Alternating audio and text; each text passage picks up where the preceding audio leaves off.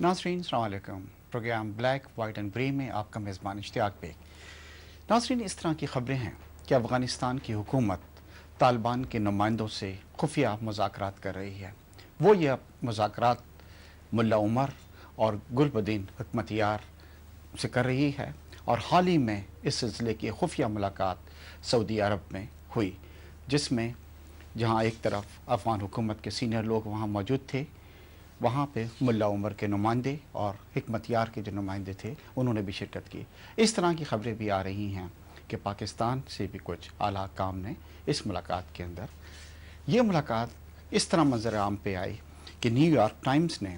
इस खबर को अपने पहले सफ़े के ऊपर नुमाया तौर के ऊपर किया और उसके बाद ये ख़बर जो है ऑब्ज़र्वर और गार्डियन के अंदर भी शामिल हुई। अफ़गानिस्तान की हुकूमत पहले दिन से इस चीज़ की तरदीद कर रही है कि वो इस तरह के कोई खुफिया मुज़ाकरात जो है वो तालिबान से जारी रखे हुए।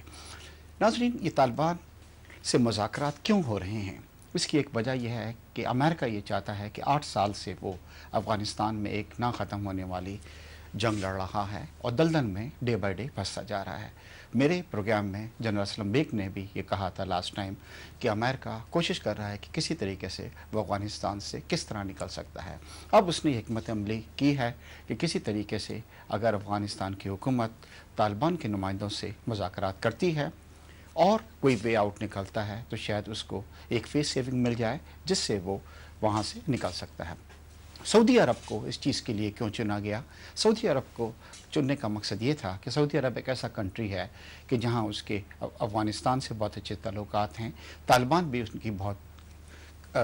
रिस्पेक्ट करते हैं। रीज़न ये है कि जब तालिबान की हुकूमत थी तो उस वक्त सऊदी अरब की वाहिद हुकूमत थी जिन्होंने उनको रिकॉग्नाइज़ किया था और हमेशा सऊदी अरब उनकी फाइनेंशियल और मॉनेटरी इमदाद करता रहा। पाकिस्तान से भी सऊदी अरब के बहुत अच्छे ताल्लुकात हैं और इसमें कोई छुपी हुई बात नहीं है कि अमेरिका जो है वो भी सऊदी अरब का एक बहुत अच्छा दोस्त है। तो अमेरिका ने सऊदी अरब को ये कहा कि आप इसके अंदर इंटरवीन करें, आप इस तरह की मुलाकात कराएँ ताकि कोई वे आउट जो है वो हमको मिल सके अमेरिकन फ़ौजों को वहाँ से निकलने का। नाज़रीन, सऊदी अरब में होने वाली हाल ही में ये जो सीक्रेट मुलाकात थी ये आज हमारा मौजू है, जिस पे मैंने अपने मेहमानों को शिरकत की दावत दी है। मेरे साथ इस्लामाबाद स्टूडियो में तशरीफ़ रखते हैं जनरल रिटायर्ड हामिद गुल साहब और कराची स्टूडियो में तशरीफ़ रखती हैं प्रोफेसर डॉक्टर तलत वज़ारत। आप एक्सपर्ट हैं इंटरनेशनल रिलेशंस की। पहले मैं तलत वज़ारत से कुछ क्वेश्चंस करूंगा और उसके बाद फिर हम इस्लामाबाद स्टूडियो में जाएंगे जहां पे हामिद गुल साहब इस सिलसिले के अंदर कुछ रोशनी डालेंगे। तलत वज़ारत साहब, अस्सलाम वालेकुम, welcome to the programme black white and grey. जैसे आपने इंट्रो के अंदर सुना है कि इस तरह की ख़बरें बहुत ज़्यादा अब आ रही हैं, कोई सीक्रेट ये चीज़ नहीं रही है। न्यूयॉर्क टाइम्स ने अपने फर्स्ट पेज के ऊपर इस खबर को प्रिंट किया है और उसके बाद जो ऑब्ज़र्वर और गार्डियन ने भी कहा है कि अब में रिसेंटली इस तरह की एक मुलाकात हुई है जिसमें तालिबान के नुमाइंदे भी थे, मुल्ला उमर के नुमाइंदे और गुलबदीन हिकमतयार के भी नुमाइंदे वहाँ पे थे और कारज़ाई हुकूमत के सीनियर लोग इसमें मौजूद थे। पर इस तरह भी कुछ ख़बरें आएंगी शायद पाकिस्तान से भी कुछ ऑफिशल्स जो थे उनकी भी वहाँ पे शिरकत थी। सऊदी अरब, मैंने आपको बतलाया, करने का मकसद ये है कि वो सबको एक्सेप्टेबल है। आप सोचते हैं कि इस खबर के अंदर कुछ सदाकत आपको नज़र आ रही है? मेरा ख़्याल है कि मैंने भी ख़बरों की हद तक देखा है, लेकिन मुझे यकीन है कि इसके अंदर सब्सटेंस है। वजह उसकी ये है कि इसी तरह की एक ख़बर कुछ अरसे पहले आई थी, वहाँ पर भी वेन्यू सऊदी अरेबिया ही था और कहा गया था कि अफ़गान हुकूमत के चंद सीनियर नुमाइंदे थे, उन्होंने जाके मुलाकात की थी तालिबान, जिसको वो उस वक्त गुड तालिबान कहा जाता था, तो उनके कुछ नुमाइंदे थे जो अफ़गान गवर्नमेंट समझती थी कि उसके साथ बातचीत में दिलचस्पी लेंगे। लेकिन उस वक्त कोशिश की गई थी कि मुल्ला उमर को किसी तरह से इसका हिस्सा बना लिया जाए, लेकिन उस वक्त मुल्ला उमर ने अपने रिप्रेजेंटेटिव्स नहीं भेजे थे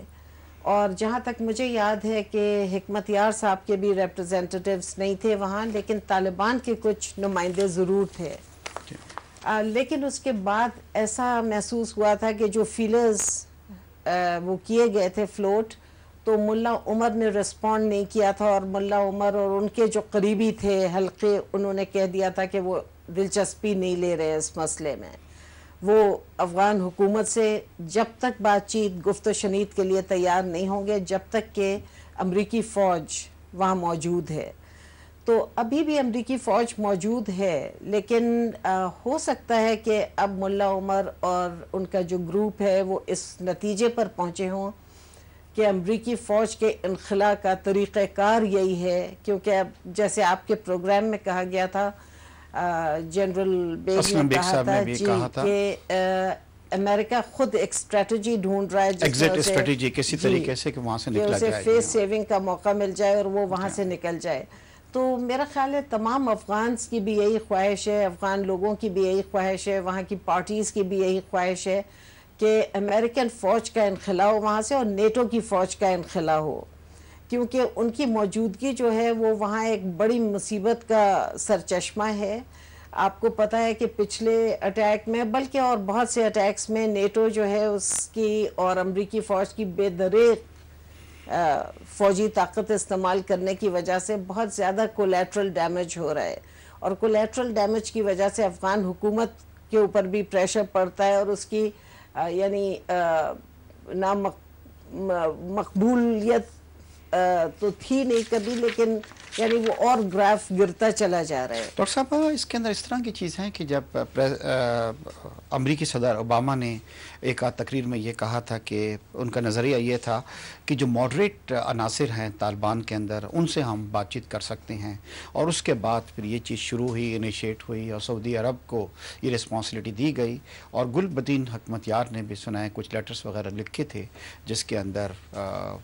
उन्होंने कहा था अफगानिस्तान हुकूमत से कि अगर वो हम बैठ के बातचीत कर सकते हैं, बट ऑफ कोर्स जैसे आपने कहा फोकल पॉइंट ये है कि अमेरिकन फ़ौजें वहाँ से चले जाएं, बट डेफिनेटली उसके लिए उनको एक बार बैठना पड़ेगा और लाए अमल तैयार करना पड़ेगा। तो ये जो कुछ हो रहा है वो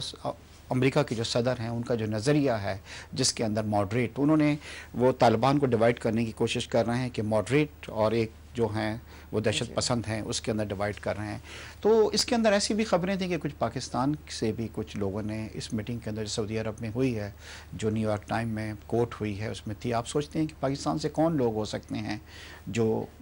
पार्टिसिपेट करेंगे, और एक अच्छा मतलब ये है सिलसिला जिसके अंदर पाकिस्तान को भी इन्वॉल्व किया गया है? जी हाँ, पाकिस्तान से बहुत से ऐसे इंडिविजुअल्स हैं, ऐसे लोग हैं जिनका असर रसूख तालिबान में ग़ालिबन अभी भी है, और सऊदी अरेबिया में भी उनकी एक अच्छी वो है इमेज है जी हाँ, और उनकी एक इंटरनेशनल इमेज भी है। तो ऐसे लोग तो हैं पाकिस्तान में, और मुझे खुशी होगी अगर उनको शरीक किया गया हो इसमें, क्योंकि ये खाली अफ़गानिस्तान का और अफ़गान गवर्नमेंट का और अपोजिशन का मसला नहीं है, इसमें पाकिस्तान के लिए बहुत ज़्यादा यानी दूर रस नताइज निकल सकते हैं, और पाकिस्तान के लिए बहुत ज़रूरी है कि वो इस अमल में इन्वॉल्व्ड हो,